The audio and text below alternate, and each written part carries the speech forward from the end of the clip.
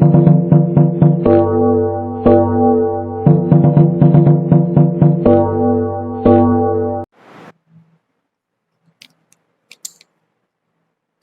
प्यारे विद्यार्थियों, कैसे हैं आप सब? बढ़िया हैं, मस्त हैं, मज़े में हैं। और आई थिंक कि इलेक्ट्रोकेमिस्ट्री को अच्छे से पढ़ रहे होंगे, मज़ा आ रहा हो इलेक्ट्रोकेमिस्ट्री पढ़ने में। और इलेक्ट्रोकेमिस्ट्री के अंदर मैंने कल आपको जो टॉपिक बताया था वो बहुत इंपॉर्टेंट टॉपिक बताया था, दैट इज गैल्वेनिक सेल और इलेक्ट्रोकेमिकल सेल के बारे में आपको बताया था, जिसके अंदर हमने उसकी कंस्ट्रक्शन, उसकी वर्किंग, कुछ कंसेप्ट उससे रिलेटेड सीखे थे। लाइक सोल्ट ब्रिज क्या होता है, नोड पर चार्ज कैसा रहेगा, कैथोड पे कैसा रहेगा, वो सब बातें हमने सीखी थी। तो उसी को हम थोड़ा सा आज कंटिन्यू करते हैं, हल्का सा इसमें छोटा टॉपिक रहेगा वो कंटिन्यू करते हैं। और उसके बाद फिर मैं एक नए टॉपिक पे आता हूँ, उसी से रिलेटेड टॉपिक है इलेक्ट्रोकेमिकल सेल से या गैल्वेनिक सेल से, डैनियल सेल जो भी आप बोल रहे हो, उनसे ही रिलेटेड टॉपिक वो आपका आगे है। ओके, तो चलिए आज का हम टॉपिक थोड़ा स्टार्ट करते हैं। देखिए, कल वाले टॉपिक में जो मैंने आपका सेल बनाया था, उस सेल में मैंने यहाँ पर एक डिवाइस लगाया जिसको हमने वोल्ट मीटर कहा था। ठीक है, क्या कहा था? वोल्ट मीटर कहा था। तो ये वोल्ट मीटर क्या करता है? ये वोल्ट मीटर हमें सेल की वोल्टेज देता है। जैसे हर एक सेल की कुछ ना कुछ वोल्टेज होती है ना, भाई वो कितनी इलेक्ट्रिसिटी दे सकता है, तो हर सेल की एक वोल्टेज होती है, तो इसकी भी एक वोल्टेज आती है। जैसे कल वाला हमने केस लिया जिंक और कॉपर वाला, तो जिंक कॉपर सेल में जो आपकी वोल्टेज आती है वो आपके अराउंड 1.10 वोल्ट आती है। जो आपका ईएमएफ बोल देते हैं इसको, इलेक्ट्रोमोटिव फोर्स जो आता है या वोल्टेज जो आती है सेल की, वो आपकी 1.10 वोल्ट के आसपास आती है। ओके, तो अब हुआ क्या? देखिए, हुआ ये कि ये मान लीजिए हमारे पास सेल था, ठीक है, यहां पर हमने इलेक्ट्रोड लिया और यहां भी इलेक्ट्रोड लिया, ठीक है, और यहां से हमने इसको कनेक्ट किया था वोल्ट मीटर से, और ये ऐसे था, और यहां हमारा सोल्ट ब्रिज था, ठीक है, इसमें सॉल्यूशन थे हमारे, ठीक है, इस तरह से रफली सा बना दिया मैंने। अब देखिए होता क्या है, होता ये है कि हमने इस सेल को बाहर एक सेल से कनेक्ट, एक इलेक्ट्रिसिटी के सोर्स के साथ कनेक्ट कर दिया इस तरीके से, ठीक है। अब देखिए हुआ क्या, अब हमें कंडीशन क्या देखनी है। देखिए, इस सेल की वोल्टेज कितनी है? 1.10 वोल्ट है, ठीक है। अब मैंने ये देखा, ये हमारा जिंक था, ये हमारा कॉपर था। अब देखिए हुआ क्या था, हुआ ये था कि जैसे मैंने इस बैटरी की वोल्टेज को बढ़ाना स्टार्ट किया धीरे धीरे, तब तक तो जब तक देखिए मैं क्या करता हूँ, बैटरी की वोल्टेज को धीरे धीरे बढ़ाना स्टार्ट करता हूँ। मान लीजिए स्टार्टिंग में जीरो थी, तो हम जीरो से इसको बढ़ाना स्टार्ट करते हैं। जब तक वोल्टेज इसकी 1.10 नहीं हो गई, जो बाहर वाला एक्सटर्नल सोर्स है हमारा, इसको हम ई एक्सटर्नल बोल देते हैं, ई एक्सटर्नल, ठीक है। ये जो सेल का है हमारा 1.10, ये हमारा ई सेल है, ठीक है। तो जब तक हमारे पास ई एक्सटर्नल की वैल्यू ई सेल से कम रही, ई सेल से कम रही, तब तक तो इलेक्ट्रॉन जिंक से कॉपर की तरफ फ्लो करते रहे। मतलब तब तक तो यही रिएक्शन होती रही कि जिंक हमारा बना रहा एनोड और कॉपर हमारा बना रहा कैथोड। ओके, फिर धीरे धीरे वोल्टेज जो है हमारी, वोल्टेज हमारी आ गई, ई एक्सटर्नल जो वोल्टेज थी वो ई सेल के इक्वल आ गई। और जैसे ही ई एक्सटर्नल की वोल्टेज ई सेल के इक्वल आई, सेल ने काम करना बंद कर दिया, नो रिएक्शन, कोई रिएक्शन नहीं हुई, क्योंकि जितना इलेक्ट्रिक चार्ज यहां से प्रोड्यूस हो रहा था उतना ये कैंसिल कर देती थी, तो इसलिए कोई रिएक्शन नहीं हुई, ठीक है। फिर हमने एक्सटर्नल को हमारे सेल से ज्यादा कर दिया, ई एक्सटर्नल की वैल्यू हमने ई सेल से ज्यादा कर दी, ठीक है। जैसे हमने ये किया, अब रिएक्शन अपोजिट हो गई भाई, रिवर्स हो गई रिएक्शन। रिवर्स का मतलब क्या हुआ कि अब जो हमारा कॉपर था वो हमारा बन गया एनोड, मतलब अब इलेक्ट्रॉन कहां से जाना स्टार्ट हो गए? कॉपर से। और जिंक क्या बन गया हमारा? कैथोड। तो यही बात आपको ध्यान में रखनी है कि अगर हम हमारे इलेक्ट्रोकेमिकल सेल को कनेक्ट कर देते हैं एक्सटर्नल सोर्स ऑफ इलेक्ट्रिसिटी से, तो किस केस में रिएक्शन किस तरीके से हम प्रोसीड करवा सकते हैं। ओके, तो ये केस आपको बताना था बस। कई बार एग्जाम में आपसे नीट वगैरह में पूछ लेते हैं कि हमने इतनी पोटेंशियल उसको दी, तो रिएक्शन किस डायरेक्शन में होगी या रिएक्शन क्या होगी। जैसे अगर यहाँ पे हम देखें तो यहाँ पर रिएक्शन क्या हो रही थी कि जिंक अपने इलेक्ट्रॉन लूज कर रहा था, तो जिंक आयन बना रहा था इस तरीके से, और कॉपर जो है वो उन्हीं इलेक्ट्रॉन्स को एक्सेप्ट कर रहा था और कॉपर में कन्वर्ट हो रहा था। अब यहाँ उल्टा हो गया, इसका मतलब यहाँ कॉपर क्या करेगा? कॉपर हमारे दो इलेक्ट्रॉन लूज करेगा, और जिंक क्या करेगा? आयन, जिंक आयन इलेक्ट्रॉन को एक्सेप्ट करके जिंक में कन्वर्ट होगा, ठीक है। तो ये आपको पेपर में पूछ लेते हैं कई बार कि पोटेंशियल अगर हम कम लगा रहे हैं तो क्या होगा, ज्यादा लगा रहे हैं तो क्या होगा, इक्वल लगा रहे हैं तो क्या होगा। क्लियर? तो यही टॉपिक था आपको जो बताना था। अब आते हैं एक नेक्स्ट टॉपिक पे जो थोड़ा सा इंपॉर्टेंट है, पेपर के अंदर काम आएगा आपके, खासकर न्यूमेरिकल्स में आपके बहुत काम आता है। ओके चलिए जी इसको साफ करते हैं। देखिए नेक्स्ट हमारा जो टॉपिक है भाई, नेक्स्ट हमारा टॉपिक है एक बिल्कुल छोटा सा टॉपिक है, बहुत ज्यादा लंबा चौड़ा टॉपिक नहीं है। टॉपिक का नाम है सेल रिप्रेजेंटेशन। सेल रिप्रेजेंटेशन, ठीक है।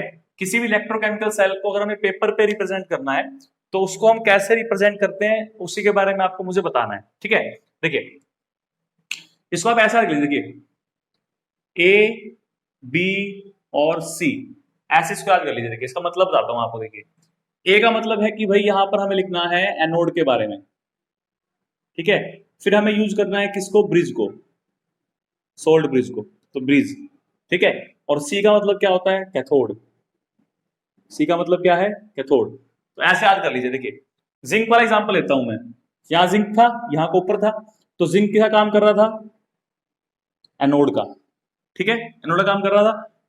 वो किस में बदल गया, वो बदल गया जिंक 2 पॉजिटिव में। मतलब क्या हुआ, यहां पर ऑक्सीडेशन हुआ है। एनोड पर क्या हो रहा था, हमारा ऑक्सीडेशन हो रहा था, ठीक है। और ये लिखा किस साइड में, लेफ्ट साइड में लिखा है, आपके लेफ्ट साइड में, तो ये ऑक्सीडेशन हो गया। ब्रिज के लिए हम सिंबल यूज करते हैं भाई डबल लाइन, ये ऐसे, तो ये हमने ब्रिज लिख दिया। अच्छा एक खास बात, जिंक आयन की जो सॉल्यूशन था वो भी हमने लिया है। आयन, जिंक के आयन कहां जा रहे हैं, सॉल्यूशन में जा रहे हैं ना, तो सॉल्यूशन की कंसंट्रेशन कितनी लिखते हैं हम यहाँ पर, C1, ठीक है। यानी कंसंट्रेशन C1 हम यहाँ पे लिख सकते हैं। उसके बाद कैथोड पर क्या हो रहा था, रिडक्शन। किसका रिडक्शन हो रहा था, कॉपर आयन का रिडक्शन हो रहा था। कॉपर आयन आ कहां से रहे थे, सॉल्यूशन से, उसकी कंसंट्रेशन कितनी हो सकती है, C2। देखिए इस केस में C1 और C2 इक्वल भी हो सकते हैं, 1 मोलर, वरना डिफरेंट भी हो सकते हैं, कोई दिक्कत नहीं है। और इससे बना क्या था हमारे पास, इससे बना था हमारे पास Cu, ठीक है। तो इस हिस्से में क्या हो रही है, रिडक्शन हो रही है। ये कौन सा हिस्सा है, ये राइट वाला हिस्सा है, ठीक है, राइट वाला हिस्सा है। यहां तक बात क्लियर हो गई।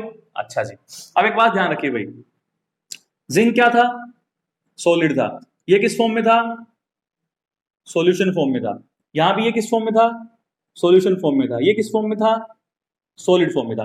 अगर अगर आयंस और इलेक्ट्रोड दोनों अगर डिफरेंट फेज में हैं, डिफरेंट फेज में ना, एक सॉलिड फॉर्म में एक लिक्विड फॉर्म में है, तो हम स्लैश यूज करते हैं। If phase are different, phase are different, then हम यूज करते हैं, देन यूज स्लैश, ओके। लेकिन अगर फेज सेम है दोनों के, if phase are same, phase are same, तो हम यूज करते हैं कोमा, ऐसे, ठीक है। तो ये यूज करना है।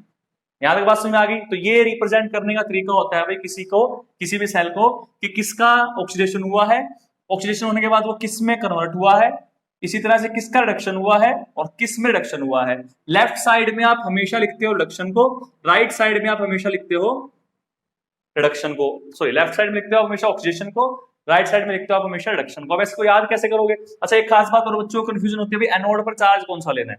देखिए इसके लिए मैं आपको एक वर्ड बता देता हूँ, सभी टीचर, मोस्टली टीचर वही बताएंगे आपको, वही मैं भी वही बता रहा हूँ, कुछ अलग मैं बता नहीं रहा आपको, बट अच्छा है कि आपको समझ में आ जाए क्लियरली, ठीक है। एक वर्ड होता है लोन, हमने लोन ले लिया भाई, ठीक है। इसका मतलब क्या, देखो एल मींस लेफ्ट, तो लेफ्ट में क्या होगा, ऑक्सीडेशन होगा, किसका, किस पर, एनोड पर। और चार्ज कैसा होगा एनोड पर, फिर नेगेटिव होगा, ठीक है। समझ में आ गई बात, ये बात समझ में आ गई कि लेफ्ट पे क्या होगा, ऑक्सीडेशन होगा, किसका होगा, एनोड का होगा, और क्या बनेगा, नेगेटिव चार्ज आपको दिखाएगा। इसके अलावा अब ऐसे कैथोड को कैसे याद कर सकते हैं, देखो देखिए कैथोड में क्या कर सकते हैं आप, एक वर्ड होता है भाई पीसीआर, सुनिए ना, पीसीआर आ गई, पुलिस कंट्रोल रूम, है ना, पीसीआर। तो पी मींस पॉजिटिव, तो कैथोड पर चार्ज कैसा होगा, पॉजिटिव होगा। सी मींस कैथोड। अब आर से यहां दो मतलब निकाल सकते हो आप, कि कैथोड को हमेशा राइट में भी लिखना है और उस पर क्या होगा, रिडक्शन भी होगा, ठीक है।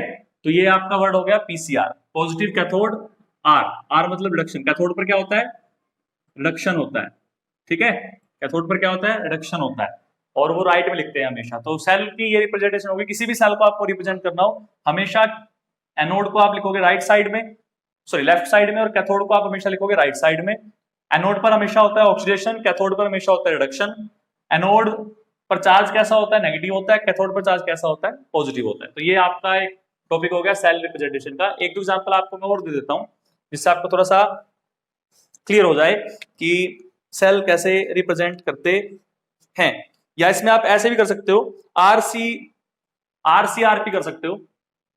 अगर इसको करना तो आरसीआरपी, यानी कि रिडक्शन कैथोड पर, राइट में ये क्या है, पी मीन्स पॉजिटिव। ओके, ऐसे कर लो, या इसी में कर लो कि पॉजिटिव कैथोड पीसी पीआरसीपी, ऐसे कर लो पीआरसीपी, है ना, कि पॉजिटिव रिडक्शन कैथोड, और ये आपका हो गया, सॉरी 2 आर आएंगे ना, ये एक मिनट सॉरी, ऐसे कर लो, आप क्यों कंफ्यूज हो रहे हो, ठीक है, ऐसे कर लो बस, ये बहुत है, इतने में काम चल जाएगा हमारा।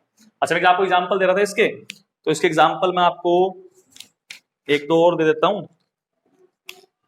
जैसे कि मान लीजिए मेरे पास, इसको साफ कर देते हैं भाई हम, इसको साफ कर देते हैं बस इतने को, ठीक है। जैसे आपका एक सेल है, मान लीजिए सेल क्या है आपका, सेल आपका है कॉपर और सिल्वर नाइट्रेट का सेल आपके पास है, कॉपर और सिल्वर नाइट्रेट का CuAgNO3 सेल, ऐसे लिखते हैं, ठीक है, ऐसे लिखते हैं CuAgNO3 सेल। अब यहां से होता क्या है भैया, इस केस में कॉपर को हमने लेफ्ट में लिखा हुआ ना, कॉपर का तो होगा रिडक्शन, तो कॉपर तो बनाएगा Cu2 पॉजिटिव और 2 इलेक्ट्रॉन, और जो ये सिल्वर है ये होता है Ag पॉजिटिव, तो ये क्या करेगा, इलेक्ट्रॉन एक्सेप्ट करके क्या बनाएगा, Ag। कितने Ag लगेंगे, 2 Ag लगेंगे, ठीक है, कितने Ag लगेंगे, 2 Ag लगेंगे। तो इसकी रिप्रेजेंटेशन आप कैसे कर सकते हो, देखो ऐसे करो, कॉपर क्या है हमारा, एनोड, बना किसमें है वो कॉपर, आयंस में, उसकी कोई ना कोई कंसंट्रेशन, फिर सोल्ट ब्रिज, रिडक्शन किसका हुआ है, सिल्वर का, किसमें बदल गया, सिल्वर में, ये एक्वस फॉर्म में है, सॉल्यूशन फॉर्म में है, ये सॉलिड फॉर्म में है। यहाँ भी आप दिखा सकते हो भाई, भला हमने लाइन यूज कर ही रहे हैं, इस लाइन का मतलब यही होता है कि डिफरेंट फेज में है, ठीक है। तो इस तरीके से आप रिप्रेजेंट कर सकते हो किसी भी सेल को। तो न्यूमेरिकल में अगर कोई सेल ऐसे दिया हुआ है तो ये बात आपको समझ में रखनी है कि जो लेफ्ट में लिखा होगा उसका क्या मतलब है, जो राइट में लिखा होगा उसका क्या मतलब है। हाफ ये इतना एक सेल को रिप्रेजेंट करता है, हाफ सेल को, और ये दूसरा हाफ सेल को रिप्रेजेंट करता है, ठीक है, समझ में आ गई बात। तो ये थी आपकी रिप्रेजेंटेशन इसकी, किसी भी इलेक्ट्रोकेमिकल सेल की, ऐसे याद रहेगा ना, ABC, ठीक है। चलिए जी, तो अब इलेक्ट्रॉन भी आ गए, तो भी इलेक्ट्रॉन कहां से कहां जाएंगे, एनोड से कैथोड जाएंगे इलेक्ट्रॉन, ऐसे याद कर लीजिए, इलेक्ट्रॉन कहां जाएंगे आपके, एनोड से कैथोड पर इलेक्ट्रॉन जाते हैं, एनोड से कैथोड पर इलेक्ट्रॉन जाते हैं, बीच में क्या होता है, ब्रिज होता है, ठीक है, समझ में आ गया। चलिए इसको साफ करते हैं और आपको एक टॉपिक अभी और बताते हैं। देखिए भाई, नेक्स्ट टॉपिक आपका जो है बहुत इंपॉर्टेंट टॉपिक है भाई, बहुत ध्यान से समझिएगा टॉपिक को। टॉपिक का नाम आपका है इलेक्ट्रोड पोटेंशियल, बहुत इंपॉर्टेंट टॉपिक है, बहुत ध्यान से समझिएगा। इस टॉपिक से आगे जाके आपको न्यूमेरिकल भी सोल्व करने हैं, और कुछ टॉपिक इससे रिलेटेड पढ़ने हैं आपको, तो बहुत इंपॉर्टेंट टॉपिक है भाई इलेक्ट्रोड पोटेंशियल का। ओके, समझिए इस बात को, मैं आपको थोड़ा सा एग्जांपल से समझाता हूँ इस बात को। देखिए, जिंक से इलेक्ट्रॉन कॉपर की तरफ जा रहे थे, ऐसे हुआ था, जिंक से इलेक्ट्रॉन कॉपर की तरफ जा रहे थे। इसका मतलब जिंक की इलेक्ट्रॉन लूज करने की जो कैपेसिटी है, जो एबिलिटी है, वो कॉपर से ज्यादा है, वरना इलेक्ट्रॉन तो कॉपर से जिंक की तरफ भी आ सकते थे।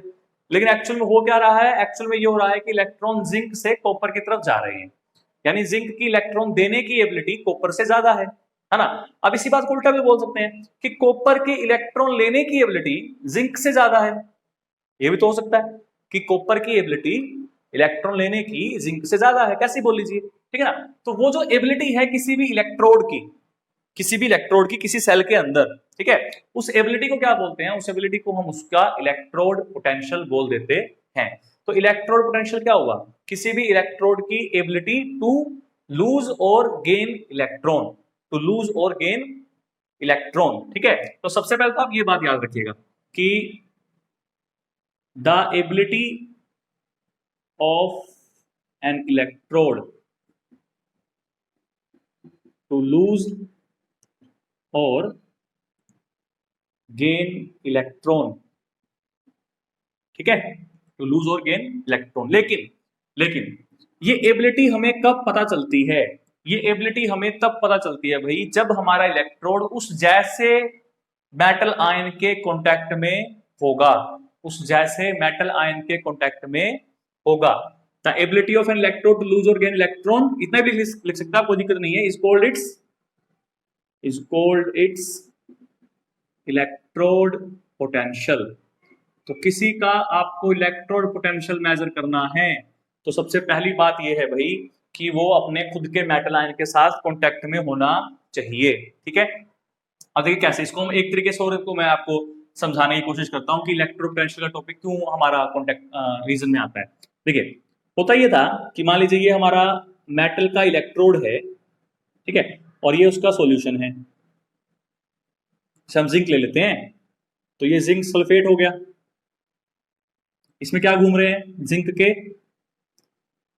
आयंस घूम रहे हैं। ओके, अब देखिए होता क्या होता ये है कि जिंक जैसे ही अपने इलेक्ट्रॉन लूज करता है, जैसे अपने इलेक्ट्रॉन लूज करता है, तो इसकी वजह से क्या होगा, इसकी वजह से एक तरीके से इस इलेक्ट्रोड पे नेगेटिव आयन चार्ज आ जाएगा।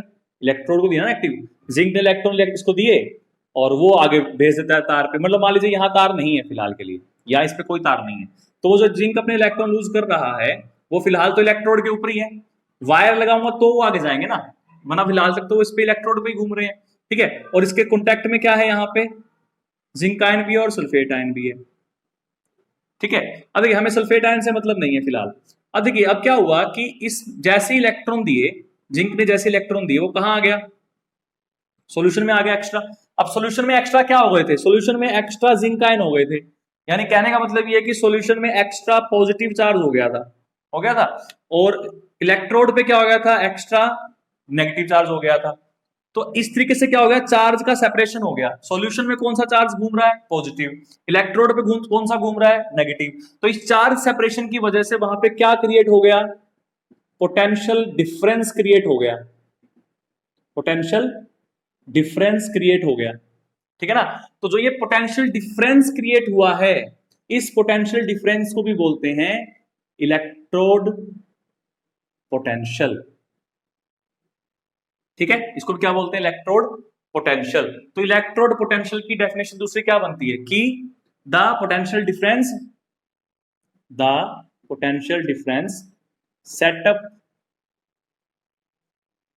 Setup between the metal electrode and its ion when they are in contact with each other। ठीक है, जब वो एक दूसरे कॉन्टेक्ट में होंगे तो क्या होगा, तो उनके बीच में पोटेंशियल डिफरेंस क्रिएट होगा। क्यों होगा वो आपको मैंने रीजन समझा दिया। उस ऐसा ही सेम पोटेंशियल डिफरेंस कॉपर वाले में भी क्रिएट होगा। ओके, तो दोनों का पोटेंशियल डिफरेंस भाई अलग अलग होगा, इसका कुछ अलग होगा, इसका कुछ अलग होगा। ठीक है, अब ध्यान से देखिए भाई, अगर दोनों के इलेक्ट्रॉन लेने या देने की एबिलिटी एक जैसी होती तो सेल काम करता ही ना। अब सेल काम क्यों कर रहा है, क्योंकि एक इलेक्ट्रोड की इलेक्ट्रॉन देने की एबिलिटी ज्यादा है, एक की इलेक्ट्रॉन देने की एबिलिटी कम है, मतलब दोनों के इलेक्ट्रोड पोटेंशियल में डिफरेंस आ गया। ध्यान से समझिए, मैं एक ही बात कर रहा हूं कि जिंक की इलेक्ट्रॉन देने की एबिलिटी ज्यादा है, कॉपर की इलेक्ट्रॉन देने की एबिलिटी कम है। अगर दोनों की इलेक्ट्रॉन देने की एबिलिटी एक जैसी होती तो इलेक्ट्रॉन मूव ही ना करता, है ना। लेकिन क्योंकि जिंक की इलेक्ट्रॉन देने की एबिलिटी ज्यादा है, इसका मतलब जिंक का इलेक्ट्रोड पोटेंशियल जो है वो कॉपर से ज्यादा है। कौन से वाला, इलेक्ट्रॉन देने वाला। यहां तक बात क्लियर हो गई। दूसरी तरह से देखते हैं, कॉपर की इलेक्ट्रॉन लेने की एबिलिटी जिंक से ज्यादा है, उल्टा हो गया ना उसका, अगर उसकी देने की ज्यादा है उसकी लेने की ज्यादा है, तो कॉपर की इलेक्ट्रॉन लेने की एबिलिटी जिंक से ज्यादा है। अगर दोनों की लेने की एबिलिटी सेम होती तो सेल काम ही ना करता। इसका मतलब कि सेल कब काम कर रहा है, जब एक का इलेक्ट्रोड पोटेंशियल दोनों से दूसरे से ज्यादा है। तो इसका मतलब पोटेंशियल में क्या होना जरूरी है, डिफरेंस होना जरूरी है, और उस पोटेंशियल डिफरेंस को ही हम क्या बोलते हैं, सेल पोटेंशियल बोलते हैं। ओके, समझ में आ गई बात ये वाली। तो इसका मतलब सेल काम करने के लिए क्या जरूरी है कि एक का पोटेंशियल दूसरे से क्या होना चाहिए, ज्यादा होना चाहिए। एक का देने का ज्यादा होना चाहिए, एक का लेने का, या ऐसे कह लीजिए दोनों में से एक का देने का ज्यादा होना चाहिए, या ऐसे कह लीजिए दोनों में से एक का लेने का ज्यादा होना चाहिए, तभी वो काम करेगा। क्लियर हो गया, ये डेफिनेशन समझ आ गई आपको थोड़ी सी। चलिए अब मैं आपको थोड़ा सा आगे समझाता हूँ इसी के अंदर।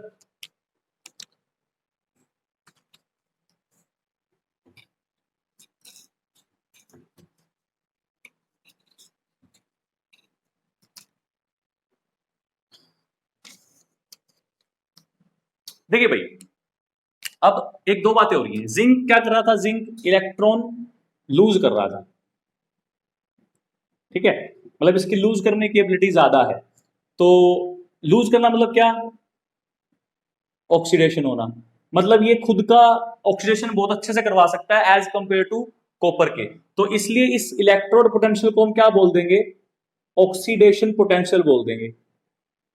ठीक है, बात समझ में आ गई। इसी तरीके से कॉपर आयंस क्या कर रहे थे, वो इलेक्ट्रॉन एक्सेप्ट कर रहे थे, लेकिन वो कॉपर आयन तो कॉपर से ले रहे थे ना, मतलब पहले इलेक्ट्रॉन किसके पास आ रहे हैं, कॉपर के पास, फिर वो कॉपर आयन के पास ट्रांसफर हो रहे थे। इसका मतलब कॉपर की इलेक्ट्रॉन लेने की, मतलब रिडक्शन होने की एबिलिटी ज्यादा है। तो रिडक्शन होने की एबिलिटी को क्या बोल देंगे, रिडक्शन पोटेंशियल। इसका मतलब इलेक्ट्रोड पोटेंशियल कितने तरह के होते हैं, इलेक्ट्रोड पोटेंशियल आपके दो तरह के होते हैं बेटा। एक होते हैं ऑक्सीडेशन पोटेंशियल, या तो आप किसी सेल का ऑक्सीजन पोटेंशियल मेजर कर लीजिए, या किसी इलेक्ट्रोड का आप रिडक्शन पोटेंशियल मेजर कर लीजिए, मर्जी आपकी है। ठीक है, बात समझ में आ गई, आई थिंक तो आ गई होगी क्या कह रहा हूं मैं। यानी जिंक का आप दोनों को चेक कर सकते हो भी, जिंक का ऑक्सीडेशन पोटेंशियल कॉपर के ऑक्सीडेशन पोटेंशियल से ज्यादा है, जिंक की इलेक्ट्रॉन देने की एबिलिटी कॉपर से ज्यादा है, मतलब जिंक का ऑक्सीडेशन पोटेंशियल कॉपर से ज्यादा है। दूसरा हम क्या कह सकते हैं कि भाई जिंक का रिडक्शन पोटेंशियल, जिंक की इलेक्ट्रॉन लेने की एबिलिटी कॉपर से कम है, या कॉपर का रिडक्शन पोटेंशियल जिंक से ज्यादा है। तो पोटेंशियल दो ही तरह के हो सकते हैं भाई, ऑक्सीडेशन पोटेंशियल या रिडक्शन पोटेंशियल। कन्वेंशनली हम जो यूज करते हैं, हम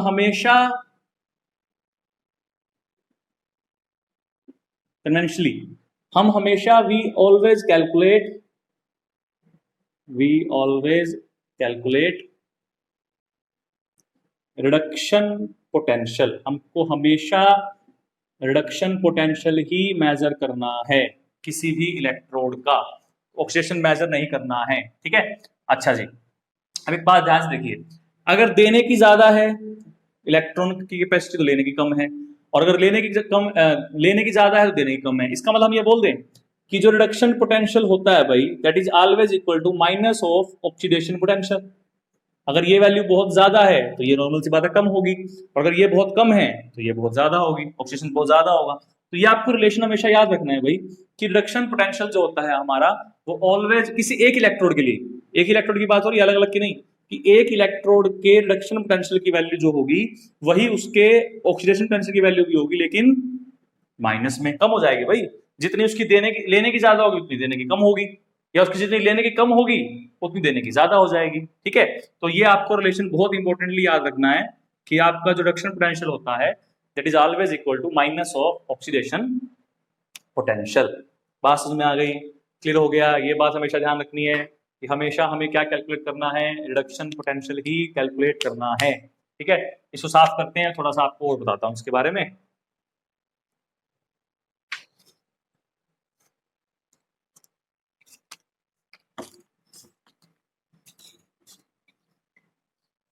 देखिए भाई, आपका जो इलेक्ट्रोड पोटेंशियल है, आपका जो इलेक्ट्रोड पोटेंशियल है, इलेक्ट्रोड पोटेंशियल है आपका, वो तीन बातों पे डिपेंड करता है भाई। किस पे, तीन बातों पे, किस किस पे। एक तो डिपेंड करता है कंसंट्रेशन पे भाई, जो हम सॉल्यूशन ले रहे हैं उसकी कंसंट्रेशन पे डिपेंड करता है। दूसरा डिपेंड करता है ये टेम्परेचर पे भाई, कि किस टेम्परेचर पे हम उस सेल को काम करवा रहे हैं उस सेल से। और तीसरा ये डिपेंड करता है भाई प्रेशर पे। ठीक है, इन तीन बातों पर हमारा इलेक्ट्रोड पोटेंशियल काम करता है। प्रेशर वाला केस हम तब लेते हैं जब इलेक्ट्रोड पर कोई गैस बन रही हो, ठीक है, तो उस गैस की वजह से कुछ ना कुछ प्रेशर लगेगा, उस प्रेशर की वजह से उसके इलेक्ट्रोड पोटेंशियल पे कोई असर पड़ सकता है। या कोई इलेक्ट्रोड अगर गैस के कॉन्टैक्ट में है पहले से, कुछ इलेक्ट्रोड ऐसे होते हैं जो गैस के कॉन्टैक्ट में होते हैं, गैस इलेक्ट्रोड बोलते हैं, या कुछ इलेक्ट्रोड बने ही गैस के होते हैं।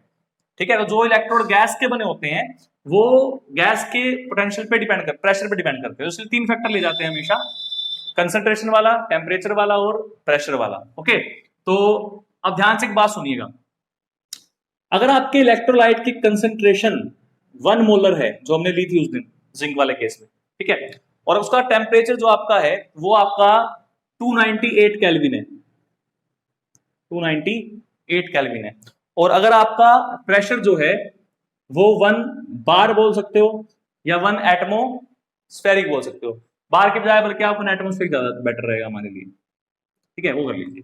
अगर आपका इलेक्ट्रोड पोटेंशियल जब हम मेजर कर रहे हैं, अगर हम इलेक्ट्रोड पोटेंशियल मेजर कर रहे हैं और उस टाइम पर उसका कंसेंट्रेशन हो जाए 1 मोलर की, टेम्परेचर हो जाए 298 केल्विन का, प्रेशर हो जाए 1 एटमोस्फेयर का, हमने मेजर एक्चुअल में करना क्या है, रिडक्शन पोटेंशियल करना है।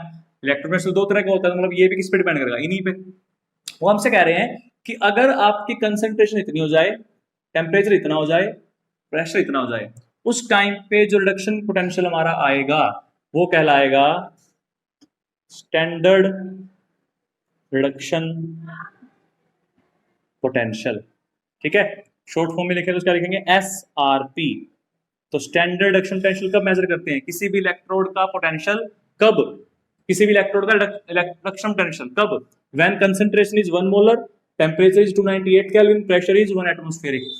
If we change the conditions, if we change the conditions then the potential is not standard potential, तो वो बदल जाएगा। क्लियर होगी बात ये वाली। हमें अभी तक जहां तक हम पढ़ रहे हैं अभी तक हमें स्टैंडर्ड ही पढ़ना है, कैलकुलेशन भी स्टैंडर्ड की करनी है, फिर आगे जाके हम देखेंगे स्टैंडर्ड ना हो तो कैसे कैलकुलेट करेंगे। ओके, सिंबल क्या यूज करना है आपको, इलेक्ट्रोड पोटेंशियल का सिंबल हम यूज करते हैं E। ओके, क्या यूज करते हैं, E। तो स्टैंडर्ड के लिए क्या यूज करेंगे हम, स्टैंडर्ड यूज करेंगे हम E नोट, ठीक है, क्या यूज करेंगे, E नोट यूज करेंगे, क्या यूज करेंगे, ई नोट हम यूज करेंगे। यहां तक क्लियर होगी बात, ठीक है। अच्छा ध्यान से समझिए भाई, न्यूमेरिकल में वो काम आएगी ये बात। अगर आपको ये पता करना हो कि आपको जो पोटेंशियल दे रखा है वो रिडक्शन दे रखा है कि ऑक्सीडेशन दे रखा है, वो आपसे वहां लिखते नहीं है कि ये रिडक्शन पोटेंशियल है कि ऑक्सीडेशन पोटेंशियल है। ओके, उसका एक तरीका होता है, कई बार वो उस तरीके को यूज कर लेते हैं और उसकी हेल्प से आपको इंडिकेट कर देते हैं कि इसने रिडक्शन दे रखा है कि ऑक्सीडेशन दे रखा है। कैसे, देखिए, अगर उसने रिप्रेजेंट ऐसे कर रखा हो किसी इलेक्ट्रोड को, मान लीजिए जिंक इलेक्ट्रोड है, उसका आपको रिडक्शन पोटेंशियल निकालना है जिंक का, अगर तो उसने ऐसे लिखा हुआ है कि भाई जिंक पहले लिखा हुआ है और जिंक आयन बाद में लिखे हुए हैं ऐसे, तो इसका मतलब उसने आपको ऑक्सीडेशन पोटेंशियल दिया हुआ है भाई, ठीक।